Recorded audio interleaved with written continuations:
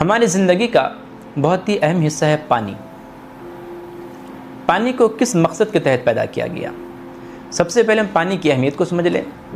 قرآن پاک میں پانی کی اہمیت کو بتاتے ہوئے اللہ رب العزت نے ارشاد فرمایا وَجَعَلْنَا مِنَ الْمَاءِ كُلَّ شَيْءٍ حَيٍّ، ہم نے ہر جاندار کو پانی سے بنایا ہے، یعنی کائنات کی جو بھی شے جاندار ہے وہ اپنے وجود میں پانی کا محتاج ہے، پانی کے بغیر اس کا وجود نہیں ہے۔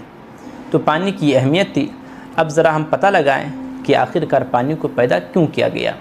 تو آپ قرآن پاک پڑھیں گے تو آپ کو معلوم چلے گا پانی کو پیدا کرنے کا مقصد ایک یہ ہے کہ انسان اس سے اپنی پیاس بجھائے، جانور پانی پی کر کے اپنی پیاس کو بجھائے، مردہ زمین ہو اگر تو اس پر جو پانی برسے تو مردہ زمین کو زندگی مل جائے، یہ درخت جو سوکھ رہے ہوں انہیں پانی مل جائے تو انہیں زندگی مل جائے۔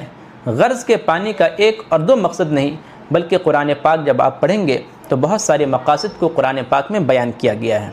آئیے ہم ذرا قرآن پاک سے پوچھتے ہیں، اے قرآن ذرا تو بتا کہ یہ پانی کیوں پیدا کیا گیا؟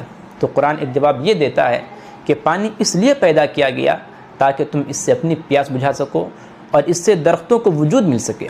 چنانچہ اللہ رب العزت نے ارشاد فرمایا هُوَ الَّذِي أَنزَلَ مِنَ السَّمَاءِ مَاءً لَكُم مِّنْهُ شَرَابٌ وَمِنْهُ شَجَرٌ، اللہ رب العزت نے آسمان سے پانی نازل فرمایا، کیوں؟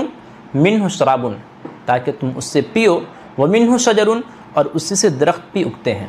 تو یہاں پر دو مقصد کو بتایا گیا، اور جب آگے بڑھتے ہیں تو اور کچھ اہم مقاصد کو بتایا گیا۔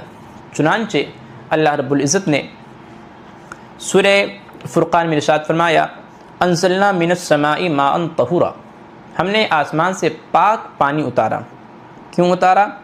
لنحیی بہ بلدۃ میتا، تاکہ اس پانی کے ذریعے سے مردہ زمین کو ہم زندگی عطا کریں، ونسقیہ مما خلقنا انعاما واناسیا کثیرا، اور اس پانی کو ہم اپنی مخلوق کو پلا سکیں، جن مخلوق کو ہم نے وجود بخشا ہے ان مخلوق کی پیاس کو بجھا سکیں، جانوروں کے پیاس کو بجھا سکیں۔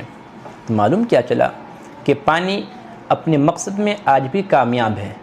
پانی کو جس مقصد کے لیے وجود عطا کیا گیا تھا آج بھی پانی اپنے مقصد کو ادا کر رہا ہے۔